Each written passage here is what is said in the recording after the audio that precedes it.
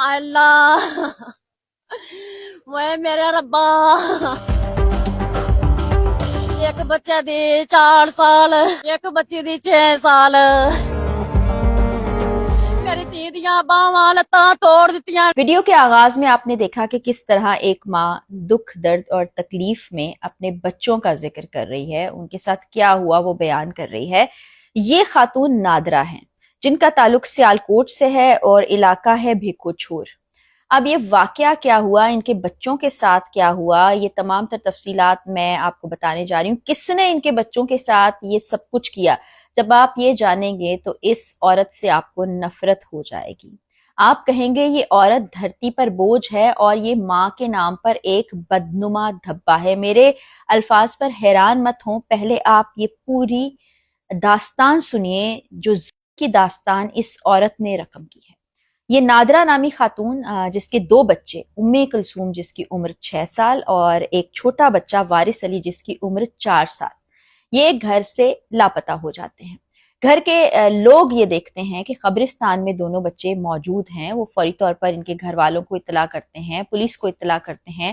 Police وہاں پر پہنچتی ہے اور بچوں کے جسموں پر ایسے ایسے زخم ہوتے ہیں کہ جن کو بیان کرنا بھی بہت ہی زیادہ تکلیف دہ ہے۔ بچی کا چہرہ پہچانا نہیں جا رہا ہوتا، بازو ٹوٹ چکا ہوتا ہے، ٹانگیں ٹوٹ چکی ہوتی ہیں، کیونکہ اتنی ننھی معصوم بچی، اس پر اینٹوں اور پتھر سے کیے گئے ہوتے۔ 6 سال کی بچی، آپ سوچیں کہ اس کے اوپر آپ ایک چھوٹا سا پتھر بھی برسائیں گے تو اس کو کتنا گہرا زخم آئے گا۔ یہاں تو اینٹوں سے مار کر اس کا یہ حشر کر دیا تھا، اور یہی حال ننھے 4 سال کے وارث کا تھا، جو 4 سال کا پورا ہو بھی نہیں سکا تھا۔ یہ ننھے معصوم بچے، پورا علاقہ تکلیف میں مبتلا ہو جاتا ہے، غم و غصہ پایا جاتا ہے۔ یہ ماں کی حالت آپ نے دیکھی ہی ہے۔ اس کے بعد پولیس حرکت میں آ جاتی ہے۔ یہ ایک بڑا گمبھیر سا معاملہ ہوتا ہے کہ کون لوگ ہیں، کون ایسے ظالم ہیں، کون دشمن ایسے ہیں جنہوں نے ننھے معصوم بچوں کے ساتھ یہ سب کچھ کیا ہے۔ اور ڈی پی او جو ہے سیالکوٹ کے فیصل شہزاد، وہ ایک کمیٹی بنا دیتے ہیں۔ وہ کمیٹی فوراً حرکت میں آتی ہے، عثمان منیر سیفی کی سربراہی میں یہ ٹیم ہوتی ہے، اور 12 گھنٹے کے اندر یہ کیس حل ہو جاتا ہے۔ اس میں پولیس کو بھی داد دینا بنتا ہے۔ پولیس ایک شخص کو گرفتار کرتی ہے جس کا نام ملک فاروق بتایا گیا ہے۔ جب اس کو گرفتار کر کے تھانے لایا جاتا ہے، پولیس اپنے انداز میں تفتیش کرتی ہے تو وہ کہتا ہے کہ نادرہ کو بھی گرفتار کر کے لے آیا جائے۔ اب معلوم یہ ہوتا ہے کہ دراصل ان بچوں کے ساتھ جو کچھ ہوا ہے اس کے ذمہ دار ملک فاروق اور نادرہ ہیں۔ جی بالکل، یہ نادرہ وہی خاتون ہے جس کی آغاز میں آپ نے ویڈیو دیکھی تھی، جس کے یہ دونوں بچے تھے، جن کی تلاش کے لیے اور بعد میں بچوں کے ملنے کے بعد یہ اتنے تکلیف اور دکھ کا اظہار کر رہی ہے اور کہہ رہی ہے کہ میری بیٹی کے ساتھ کیا سلوک ہوا، اس کا چہرہ ایسا ہو گیا، اس کے بازو ٹوٹ گئے، اس کے ہاتھ ٹوٹ گئے، میرا 4 سال کا ننھا وارث علی، یہی ماں اس کے پیچھے ہے۔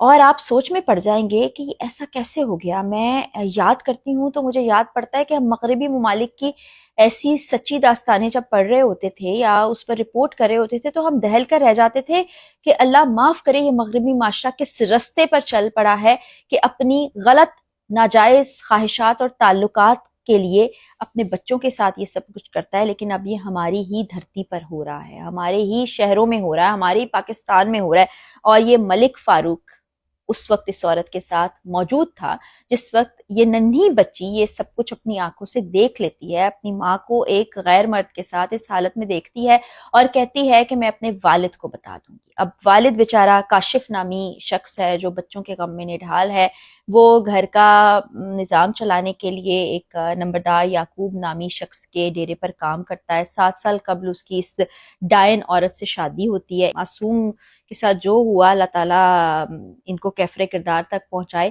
یہ بچی پیدا ہوتی ہے، اس کے چند سال کے بعد پھر وارث، جو بچہ جس کا نام وارث علی رکھا گیا تھا، وہ پیدا ہوتا ہے۔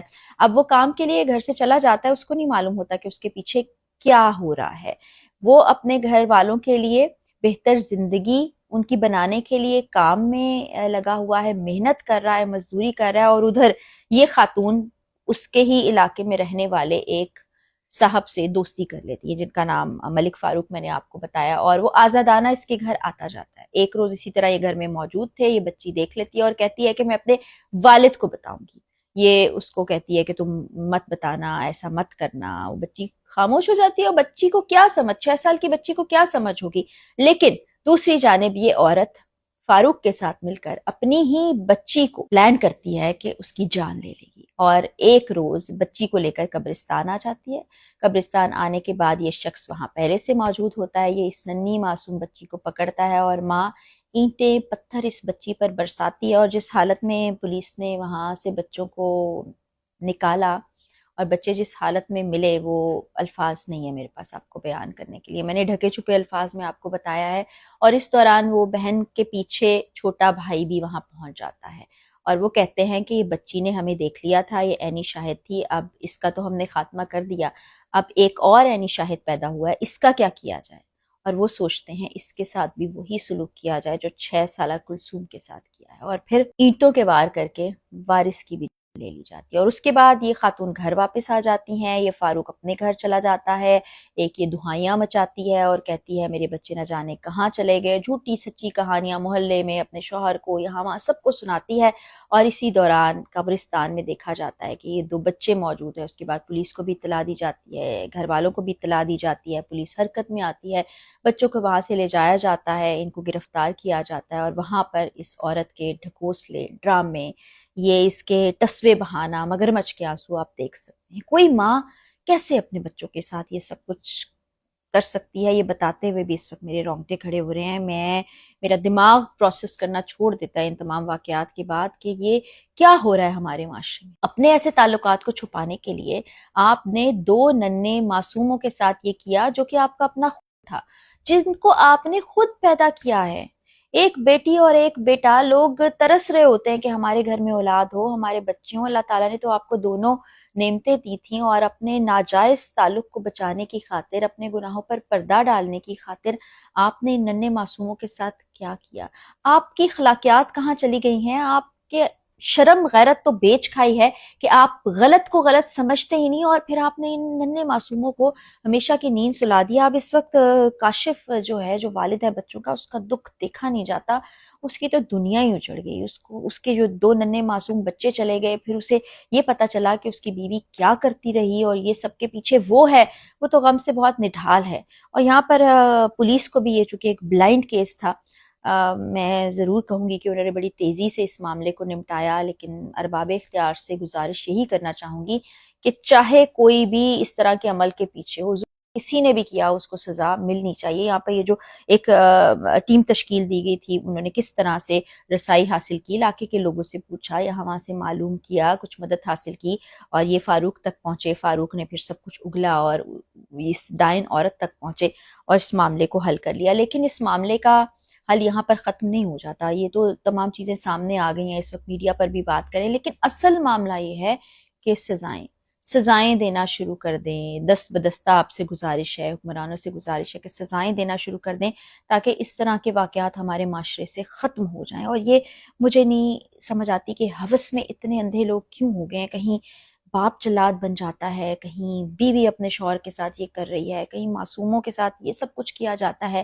کہیں غیرت جاگ جاتی ہے جو کہ غیرت نہیں ہے. دراصل میں اس کو کہوں گی کہ یہ آپ کی بے ضمیری ہے، اور یہ سب کچھ ہو رہا ہے. خدا را اس کو روک لیجئے. خدا را معاشرے کو سدھارنے کے لیے قانون کی عملداری بہت زیادہ ضروری ہے. مزید ڈیٹیلز جیسے میرے تک پہنچیں گی میں آپ سے ضرور شیئر کروں گی. بشرطِ زندگی اگلی ویڈیو میں ملاقات ہوگی. اجازت دیجیے. اللہ حافظ.